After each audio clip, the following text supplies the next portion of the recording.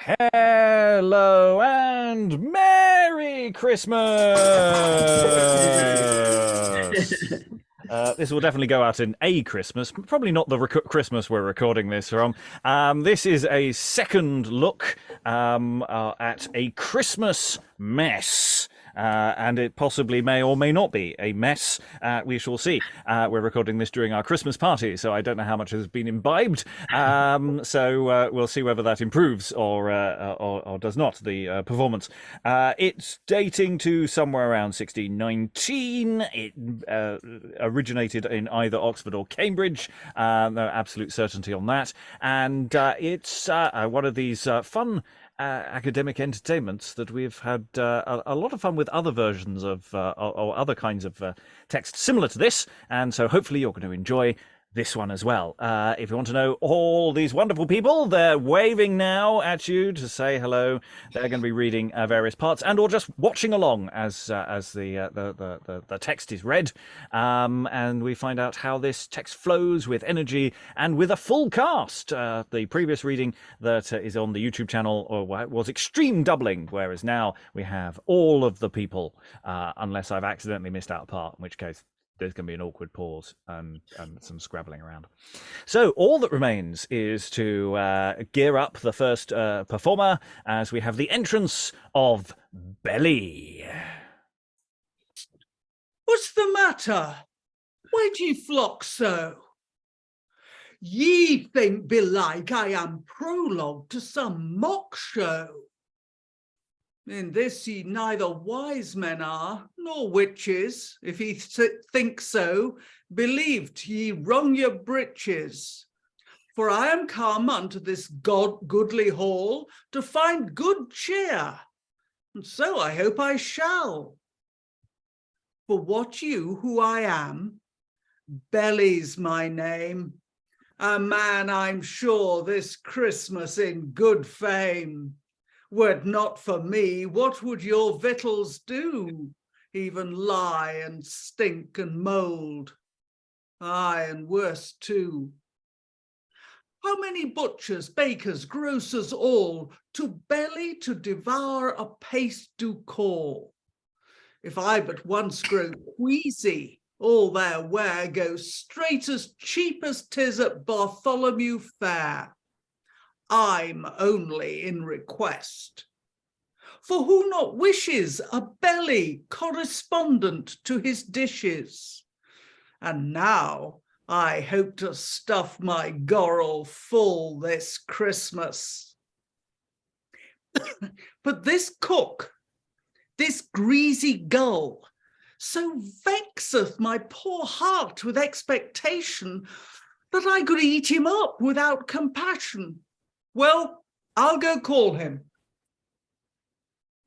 Why do ye look after me? Believed I did not come for you to laugh at me. Come, Tablecloth, here's such ado and wis.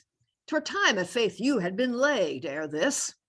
Fair sir, you are as brisk as 'twere adventure. Ere dinner's done, you'll be a greasy trencher. And thou, foul Tablecloth, our fortune's won. We shall be in like pickle, both anon. And yet how square thou sitst, fie, 'tis not good, when all men know thou'rt but a man of wood. Nay, Tablecloth, if once you go to flouts, who knows not you to be a man of clouts? Yet my birth's better. I at first was fair, thou but a rude chip, till they made thee square.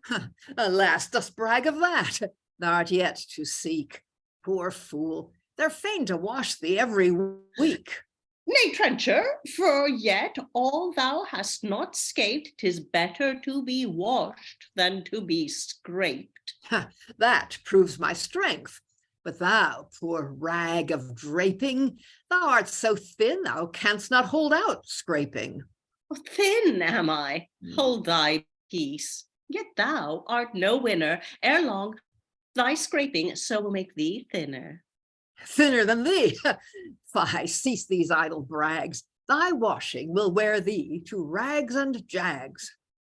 Yet when I'm so, I serve for some good turn. when thou art good for nothing but to burn. Then thou wip'st dishes, and tails too, I doubt me, whilst I give heat and comfort all about me. Nay, but thou burn'st, and so to dust art brought, and when thou art so, art just good for naught. Nay, when I'm ashes, tablecloth, I'm better, for then I wash thee. Still, thou art my debtor. Wash me, why then thou servest me. This is brave. Here, take thy wages. Speak, or what would thou have? But here come bread and salt. Let's stand aloof. Anon we'll urge this matter to the proof. Be silent, while we hear them make their brags. I think we shall have pretty short fags. Bread, prithee learn thou to come after salt. Yes, marry, so I will when I am halt and cannot get before. Why, bread, thou knowest that thou wast but a lump of paste at most until I seasoned thee, and brought thee into great men's houses and the butler's beam. Mass, well said, salt, thou art very witty grown, yet no marvel too if all were known, since thou art for common maid, thou canst not choose but learn it in the company thou dost use. For now thou art not only for the table, but for another stinking countless rabble. I mean the freshman, which oft hath been to the cost of good Sir Harry Bath. And being among such witty prating fellows, unless thou wert as senseless as the bellows, thou canst not choose but grow a great deal riper in quick conceits that pass Tarleton the piper. Alas, poor bread, thou art 10 times more common to every freshman. Ne'er saw thee from one. Mark but a sneaking freshman. When he comes, biting with hungry teeth, his dirty thumbs here for his beaver. With what courage straight he cries, a loaf, and if he weep longer than pleaseth him, he will begin to scold and brave and snatch thee from the beam. No place can hold thee from them. Thou art not able to save thy crumbs left on the boozer's table. If there be any scraps of thee appearing, though they be dirty and not worth the hearing, down their wide moors 'tis tumbled. They so love thee, though shoegrace buttered thee, that they will improve thee. Fie, salt, thou stomach broiler, blame me not, if with thy words I grow outrageous hot. Is it a disgrace for me, thou fretting elf, to be abused that cannot right myself? But thou, O plaguy cur, when no man moves thee, wilt work thy mischief. Woe to him that proves thee the butler that's thy landlord owes thee hate. Oft was he sconced for spots upon the plate. Oh well, bread, I scorn to take these words thou'st uttered. Thou talkest as nimbly now, as if thou wert buttered. Leave prattling quickly, somebody doth rush in. Tush, fear not, man. Oh, is our fair cushion. Your fellow, quotha? How can you be fellows that puff out in anger like our college bellows against the enraged fire that's full as hot as was at Christmas our plum porridge pot? If thou wert well served, salt, thou wouldst be beaten, and thou, bread, hast deserved to be eaten. And trencher, cause you kept no better square, the scrapings of the meat shall be thy share. And tablecloth, although thou fear not me, the laundress faith shall have a bout with thee. I think ye are all like bells, or else like bacon. Ye never will be good till ye are taken and hanged up. Then perhaps you'll cry, Pecay thee, if faith, I'll teach ye better to behave ye. Do ye not know tonight that strangers must come to make their Christmas feast, as is their custom? Leave, and do not stand thus thrumming caps.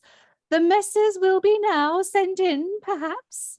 Then each man take his place about the table, tied with a bond of love, as with a cable.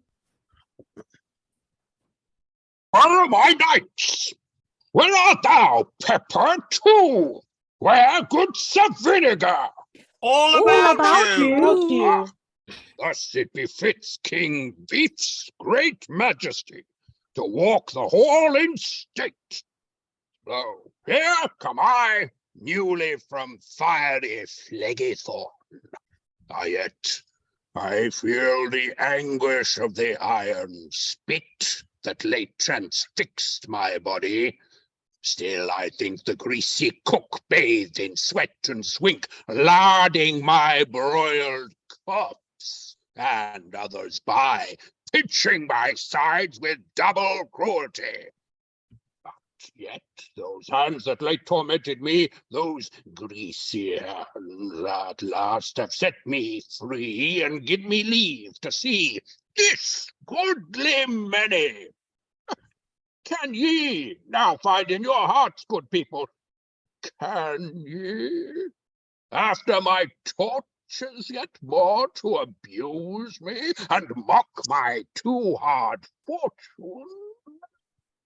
Why, ye use me not like a king, but I will prove I am one. Although the greasy boar's most mighty gammon Brawn, that imperious slave, doth pick a quarrel against our highness, when the old Souse battle is scarcely yet delivered of the burden, and keen-toothed mustard hangs upon the lurden. But now he offered me abuse in the kitchen. And me too. Oh, I felt my fingers itching.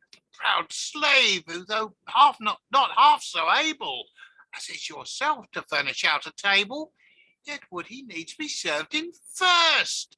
But for it I will quickly crack his armed superiority.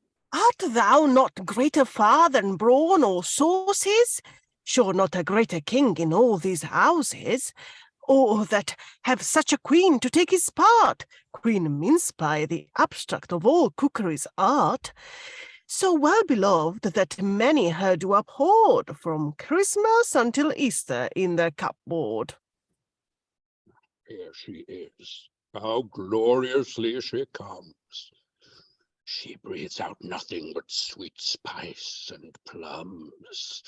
See how smooth and round she is in the waist, her sides begirt with walls of solid paste.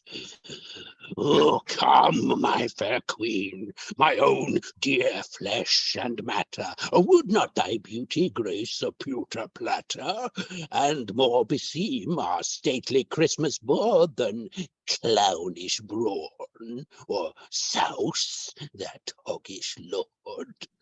Will scorn to yield to their upstart authority, or you lose one tittle of superiority. This rude rebellion far more stomach-eye than did the gods the gigantomachy. My royal husband, now I see thou'rt valiant, and from thy father's prowess nothing alliant. Let not their coward threatenings us appall. What? We have might and will to thump them all. We'll cleanse our hearts from sorrow if we can, as doth the dishclout the foul dripping pan. Bravely resolved, dear lady, for my part. I do not care, save reverence, but I will behave myself as valiantly as e'er did Warwick's thrice renowned Guy. He killed the boar, and I will kill King Brawn, which to perform I mine own life will pawn. When I have killed him, then I'll tear his jaws. The slave shall never scape our furious paws. And with my spear I'll give him such sore hunches, that when he's dead I'll make him feel my punches. I come with thunder, Brawn, a dub, dub, a dub. And if that fail, I'll kill thee with a tub.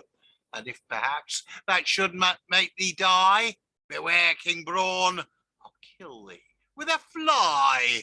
Sir Pepper vows as much in his master's service, whilst in this microcosm one valiant nerve is. We scorn to take the least abuse of such a one, as that proud king I'll give him such a touch anon, shall make him know King Beef hath servants strong enough to hold out tack with him, aye, and that long enough we are full fed with solid beef and mutton. Tut, tut, we care not for King Brawn a button. Oh, most Herculean spirit, Hector of Troy, were he compared to thee, was but a boy. And stout Achilles, armed with rage and steel, whose valour, as they say, lay in his heel. Now we'll to parley, faith Brawn, I'll talk with thee. Come, sweet queen, mince pie, will you walk with me? With all my heart. And when the villain rails, I'll pluck his venomous tongue out with my nails.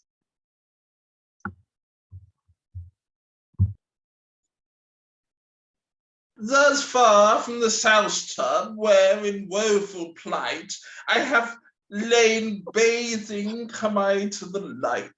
My dear son Souse, and thou, my faithful mustard, how glad I see you. Oh, I have been thrust hard in that dark dungeon, bound with hempen cord, rolled like a football, but am now restored. I have been much abused by great King Beef. Oh, he's a notable and tough and sturdy thief. But we will not be trod thus underfoot, whilst Mustard, my son Souse, and I stand to it.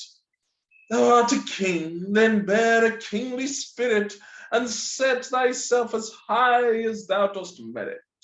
Thou now art in the favour of the people, and as high, I think, in conscience as Paul's steeple.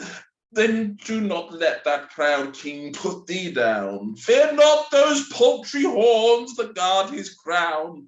I'll keep the custom still inviolable. Brawn shall be brought first to the Christmas table. Aye, marry shall he. Can it not suffice him that all the year men do so highly prize him? But now, too, when we only are in season, he must be the chief man? There's no reason. Give him but once an inch he'll take an ell, and thus 'twill be till we his boldness quell. He and his fellows all shall know Prince Souse. When fit occasion serves, we'll prove no mouse. Let us prepare our armies, mighty Brawn, to shall prove the bloodiest fight that e'er was sawn. I think thou art a witch, thou read so right. I promise you 'twill prove a bloody fight. We'll make the welkin roar, and Phoebus he shall come down tumbling from his apple tree. The terror of our weapons' furious clangor shall move very Jupiter himself to anger. Thou, Souse, shall be a great lieutenant general. I think more ready for the battle than are all. The young pork spare rib Souse shall be thy spear. Ourself our own shield to the field will bear. Thus armied we do not fear, and 'tis no wonder should Jove descend to fight with us in thunder. I hope thou stir thy stumps as lively, Mustard, as the brave combatants of Long Spoon and Custard. Doubt not my valour, noble king. Our foes, ere they see me, shall feel me in their nose. And as the mouse doth kill the elephant, so I mean to kill King Beef before I go.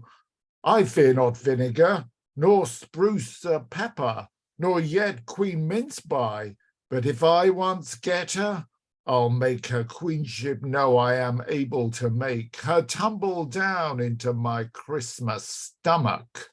But first, I think it fit that we go find King Beef out, and to know the rebel's mind, perhaps having better thought on't, he will yield before we bring our forces to the field. Thou counsellest well, and like our princely son, will make some haste to have this battle done, lest if the guests should find us in this fury in their unmerciful jaws, they should us bury. Let's go to parley then. Mustard, be near me. Unless you wipe me off, you need not fear me.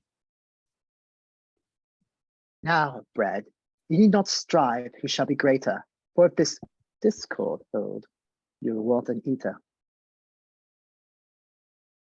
And now too. But methinks I'm overjoyed. By this means I am kept still unannoyed. They will not be made friends in haste, I hope. So shall my laundress save both pains and soap. I am of thy mind, tablecloth. Doubt, cushion will not so soon be worn out.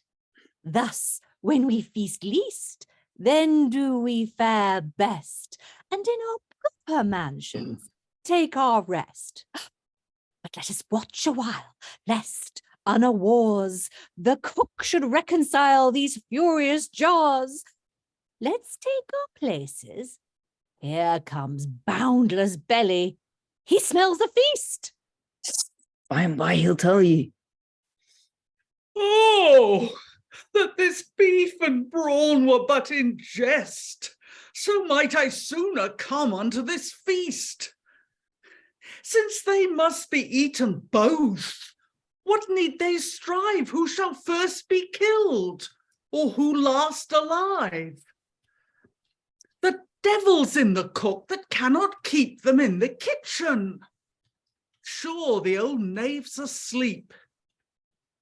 My stomach told me some 2 hours ago 'twas supper time, but I scarce find it so. They on whom I should eat, I mean the meat, are ready one another for to eat. I'll wait on them a while, but when I light on them upon the table, oh, how I will bite of them. If I be partial, let me be hanged up. 'Tis not an ox can conquer my vast gut. I'll go and wet my teeth for this good cheer. In the meantime, beware your Christmas beer. I told you so. Let's stay and see the end. Here comes King Beef. He looks not like Brawn's friend. What say our knights? What do our enemies mean? To fight it out, or to forsake us clean?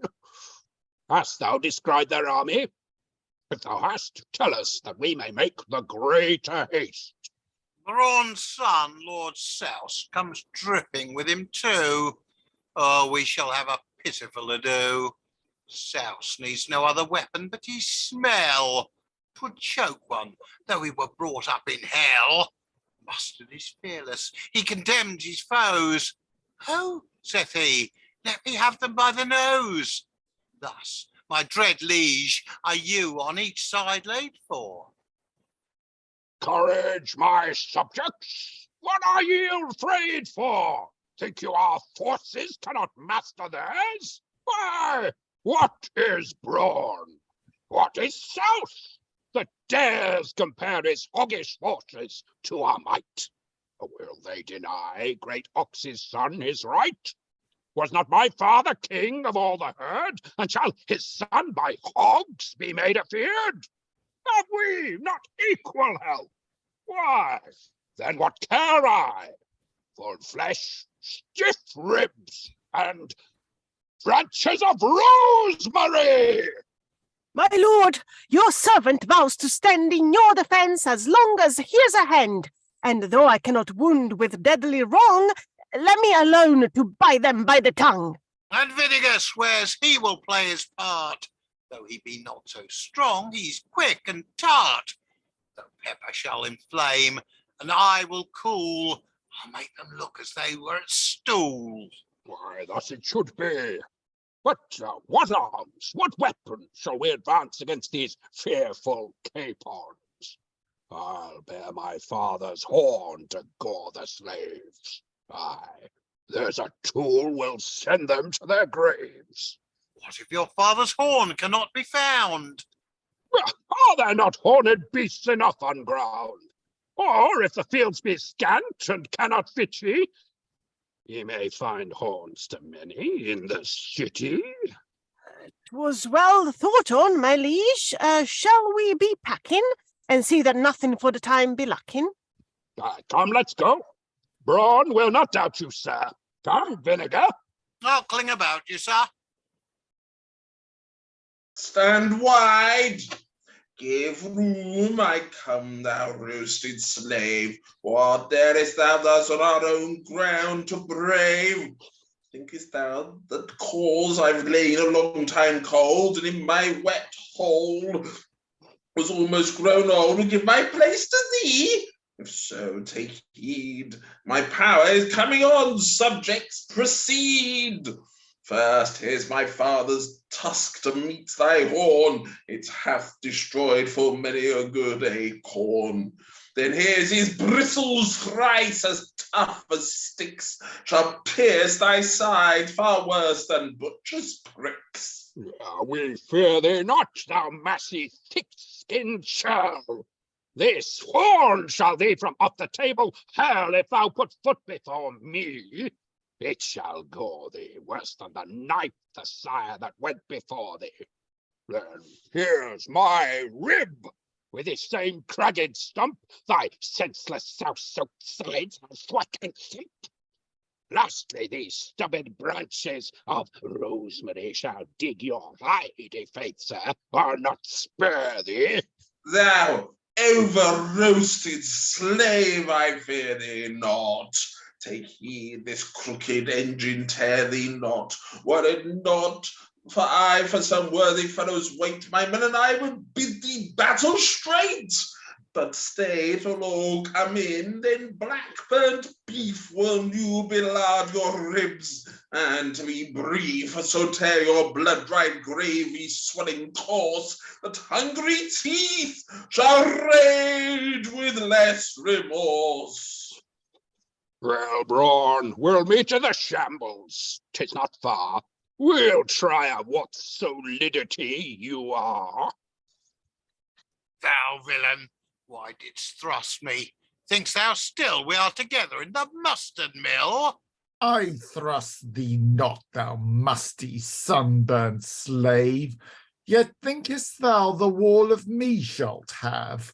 Proud princox, know I am thy better now, and wait upon a worthier dish than thou. Oh, traitor to my lord King Beef, have I helped to moist thy seed when thou wast dry? Have I created thee and given thee spirit, that thou shouldst strive my honour to inherit? Ungrateful wretch, back, or I'll wash thee thin. Better thou hadst thy wooden house been in. Go learn more wit of that grave ancient pot, that will yet tell thee, if thou rememberest not, how oft I have increased thee at the bottom, and more good turns, although thou hast forgotten. Remember how I washed thy dregs out once, to serve in the hall, that saved the cook a sconce. Dost thou belie that honest fellow too? O thou sour varlet, what wilt thou not do, that railst against so good a friend of thine? Have I not seen him with these eyes of mine, when thou with butter shouldst in the hall have gone, for thy more credit send thee in alone? If you go to that, how oft have I saved him when he hath been at point to die? For when a loathsome rotten egg off comes, and the soft gear runs all around his gums, did not I, Vinegar, anear him stand, to wash his mouth, he would perish out of hand. Nay, that's stark false, for though thou next him be, I would drive out the scent as well as thee. But thou will put him to a double pain. He had need of bread to drive thee out again. Thou slanderest him, and methinks thou his nose cannot endure such flea-biting as those that used to choking savours, ever fighting with the hot vapour of old ling and whiting. He that with open nostrils looks on these may spew me up and bear it away with ease, but I'll endure no more your scornful taunts. Try it with your bilbo, let that seal your vaunts. You're very hot, Sir Mustard, 'twould beseem ye to know my presence, howe'er ye deem me. But since you are upon the spur, I am for ye, and yet, methinks again, I am somewhat sorry, knowing thou art mine own begotten creature, and how I've helped to fabricate thy nature, that now I should undo what I have done. 'Tis somewhat moved me, yet wast thou begun. Have at your hide. Alas, I now in good troth say I should kill thee. I'd be very loath, but yet I'm urged. Ah, tell me, wilt thou yield before thou tryest the terror of the field? Yield? Think'st thou I was born to shame the honour of the high Sinapian name, or give a foot of ground to such as thee? A poor thin rascal in respect of me. No, try thy feeble forces. I'll not spare thee. Come, thou must die. Pour vinegar, prepare thee. Nay, mustard, stay. We'll combat in the battle. Let's bleed in war, and not in peace like cattle. It shall not serve your turn, or fight or die. No, stay, I'm not ready. Do it by and by. I'll but go and wet my sword and come again. Let's have fair play and equal odds like men. Sir, try your blade one bout. 'Tis keen enough. Were but yourself of answerable stuff. Then give me leave to take my fees and run, and come upon thee like a thundering gun. Thus I retire myself. Now think on hell. Thither I'll send thee anon. Till then, farewell. Oh, that this beef and brawn would but have done. I'm sure I pine for't. I, that was a ton in compass, now I'm less than any firkin. See how much there wants to fill this jerkin. Oh, how my guts within my bulk do rumble. Sometimes they crawl, sometimes they roll and tumble. All while this cook, this idle cook, goes peeking for beef and brawn, in every corner sneaking. Cook and be hanged! Make haste! Dost mean to starve me? Send in the meat, or thou thyself shalt serve me. I'll not be made to stand here like a noddy, whilst all my guts run up and down my body. Not yet? I'll fetch thee then your chopping knife. Shall hardly from these teeth defend your life.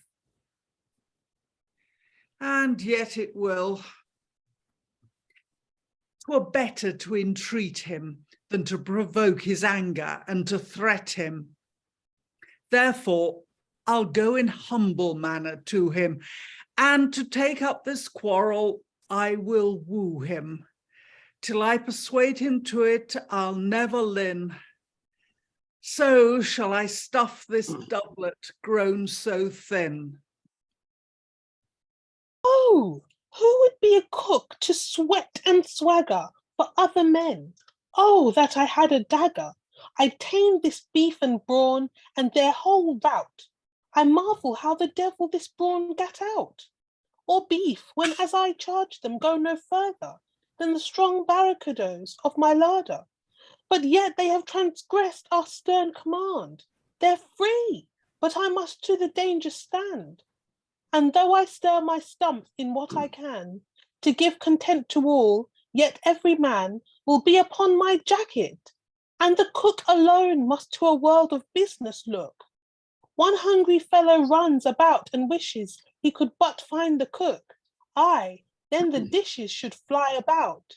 The rest of them they rave and cry, where is our meat? This cook's a knave. And how, alas, can I provide them meat, when as that's run away, which they should eat? I hear that they fall out, because I meant to serve brawn in first. But what's their intent after this quarrel? That I'll search anon. Oh, that I knew but whither they are gone. I'd quickly fetch them in and make them know. I am of some authority, I trow. Now is the time for him that cogs and flatters. Now I'll step forth. Great king of dishes, platters, foul dripping pans and spits. Sole lord and master of that good cheer, whereof I'd fain be taster. Great Duke of Chimney's famous territory, hear me with patience whilst I tell a story. Oh, Master Belly, sir, I know your mind.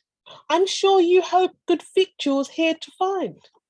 I would I had it for you, but to say the truth, both beef and brawn are run away.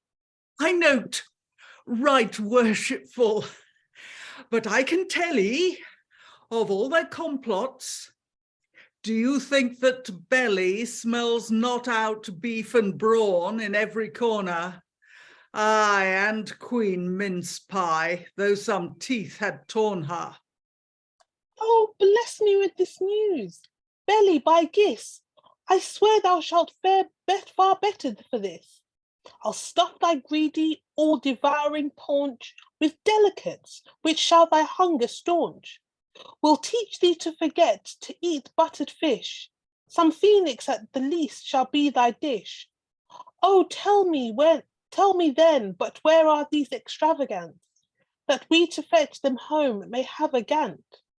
So please your satin doublets, greasy gravity, I'll tell you all I know. And now, sir, have at ye.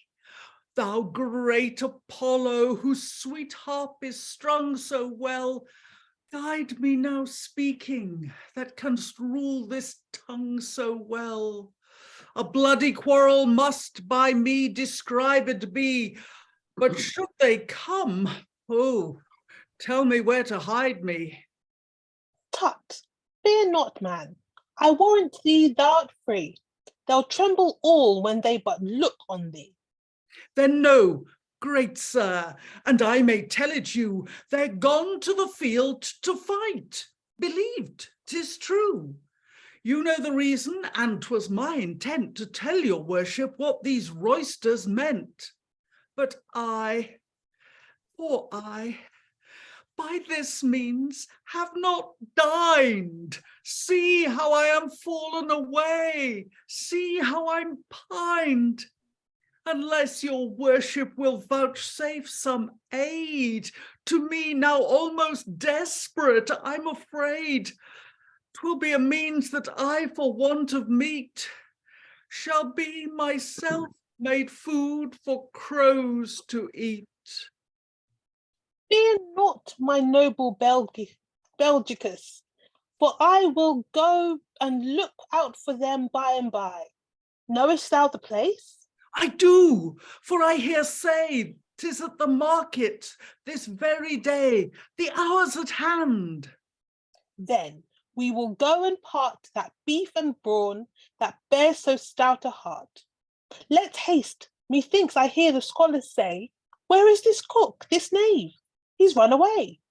Then follow me, myself will end the strife with no small whip weapon, with my chopping knife. I ne'er more willingly went, the gods be thanked, than now, when each step leads to a goodly banquet.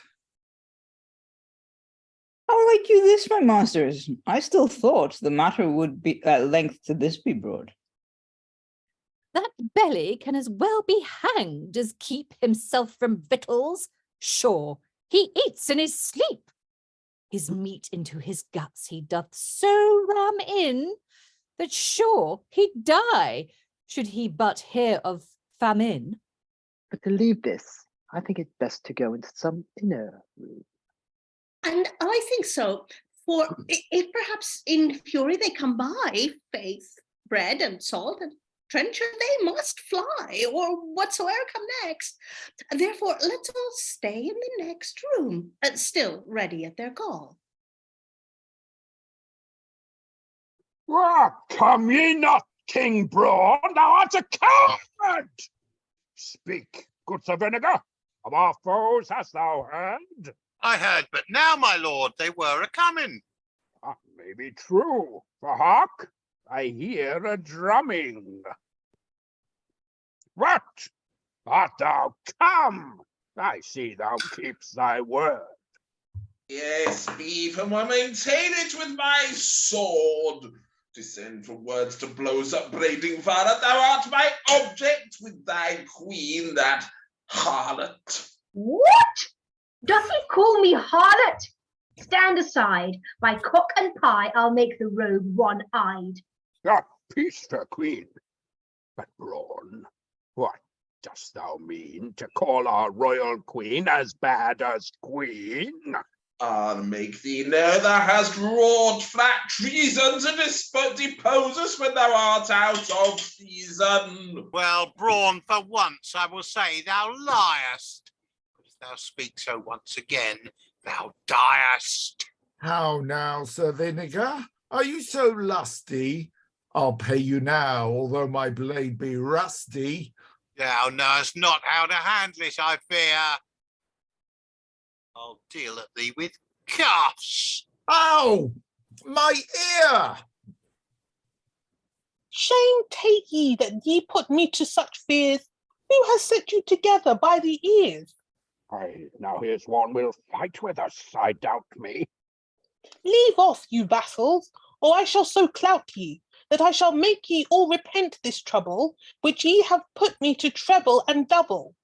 Prostrate yourselves, and lay your weapons down. Do ye not fear your lives when we but frown? We do. God's blessing on your heart, good master cook.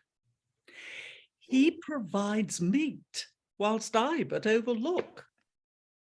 Prostrate yourselves, ye whoresons, at our feet, or else this chopping knife and your necks shall meet. King Beef, who was your viceroy, designs now his crown, and to your feet doth humbly bow. And I, but now a king. And I, the king's son, give over to your mercy our kingdom. Good master cook, for God's sake, pardon me. I am a silly woman, as you see. Rise up, but I'll not brook this bad uproar. Believe me, sirs, but ye have vexed me sore.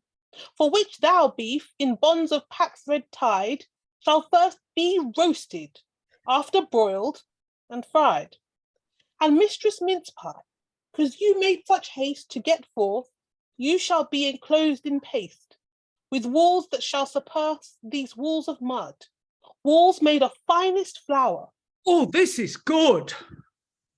As for brawn, mustard, vinegar, pepper, you with souse in your old mansions I'll mew. Oh, spare this cruel labour. Cruel it is not, when you scorn our favour, but if you'll yield to be served in by me, your punishments shall mitigated be. Most willingly. Then to tell ye the truth, your chiefest guest tonight is Belly. Belly, go thou in and stay, for presently I'll send the meat away. Make haste, for God's sake. Brawn, thou art first in order. Souse, stand you back. I'll keep you in my larder. Mustard, be next thy master, give attendance. For if you don't, I'll make you with a vengeance. Beef, come down next. I should have been the first. What do ye prate? Well, you shall fare the worst. Pepper and vinegar, guard him well, I pray, for it is very like he'll run away. You, Mistress Mincepie, shall alone be sent. So get ye in. Souse, I'll keep you till Lent. The storm is past. This powerful hand hath stilled all troublous jars. Our scene with peace is filled. No scar nor breach our newborn quiet severs. If your pleased eyes smile on our poor endeavours, with you I come to make yet one piece more, not with my chopping knife as heretofore, but with this woman's weapon to entreat, not to command as erst I did the meat. For flowering style or phrase ye have it not, I've learnt no more than how to boil a pot. This for our labour, if the subject fits not, as being too gross, 'tis hard though it hit not. The time right home. 'Tis hard though it hit not the time right home. No matter how small reason, ye have rhyme, and though not good, yet 'tis in season. If you are pleased, lo, here a suitor stands. We need no laurel, crown us with your hands. But if your ears be grieved with such a toy, ye are rid of us, and so clap hands for joy.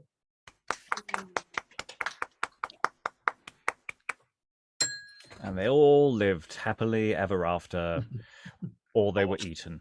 I mean, it's not necessarily looking good in the long term for many of the characters there. So, hey, yeah, it's a Christmas mess. But actually, it's quite well structured. It's yeah, thoughts in the room on this. I think a lot of the room have never encountered this one before, so it's the first time they've encountered a Christmas mess. How did it flow for you? Who wants to leap in with some thoughts on the pains and the miseries of poor Belly and yeah, what may or may not happen with what the cook may or may not do after the play ends. I sort of, it'll be fine. It'll be fine. Off you go. Yeah. Serve on Belly, yeah, or get eaten. Yeah. Lois. Well, I mean, insofar as there's a plot, it seems to have to do with whether the beef or the brawn is going to be brought in first. And presumably this is, since I take it everybody is sitting ready to eat, and then it actually will be brought in. So they will see the real things that have been depicted allegorically or personified in this first bit. I think what a mess actually is 4 people at a table, isn't it? I mean, people sometimes say, there are 4 of us, this is a mess. And then, it's sort of one on each side of a square table. So I don't know, clearly when this is a huge gathering, it's, I doubt that it's a lot of square tables. I think it is just long tables, but there's this idea, I think, of 4 people to a mess anyway. Yes, I mean, it does feel like it's very well suited to everyone having dinner, and it would make a very nice part of a sort of evening where you get food afterwards, as described, and authentic period food, or at least reasonable approximations. I think that would be a really lovely way to do this, and it'd be a waste to do it any other way, because I like food. I like many of the foods mentioned here. These make me happy. Other thoughts Francis? Yeah, I kept wondering throughout it how some of the characters would have been costumed, particularly Belly. I was thinking, how would you depict that? Yes, there's lots of fun options here, isn't there? With any of these academic plays which deal with these sort of personifications of objects or things and things, there's a lot of really nice ideas that might go there. I'll go to Liza, then Alan. Yeah, I mean, my thought was that Belly should be played by like the thinnest actor possible. Like if you had Sinclair or someone really skeletal looking. Like, because the point is that Belly hasn't eaten anything and is starving. So I think that would I'm literally dying. Yes, Alan. I must admit, my thought is, I think, yes, I would go with using basically a thin actor, but I think with a costume that allows for the easy additional removal of additional layers of padding, because there are a number of times at which he is personified as being fat, and then others at which his backbone is visible through his chest. Sounds like money to me. A very similar sort of shtick. Mm. Yeah, the ever inflating or deflating money costume that we need to devise. I mean, we really need to commission that costume, don't we? I reckon it's inflatable. Yeah. Oh, yeah. There's so many thoughts on that one. Other I mean, thoughts? sorry, just still on the belly thing. Hmm. I got the impression that a thin actor in a very large costume. Yeah. Yes, that there's a lot of room for manoeuvre inside to accentuate the how much has been lost. Yes. Other thoughts? You don't have to have any. I can just close the session. Throw that in. It's Christmas. Everyone's enjoying themselves. They don't have to have thoughts. Liza, muted a moment. Well, I was in the evening session when we first read this as unearthed by Helen and transcribed by Helen. Everybody. We all transcribed it together. Well, that was one of my favorite sessions, that editing session. I don't know whether did we record No, that? no. I'm not bitter. At all. I failed. Peccavi. Well, it was it was quite lovely to have that sort of lively manuscript editing in real time.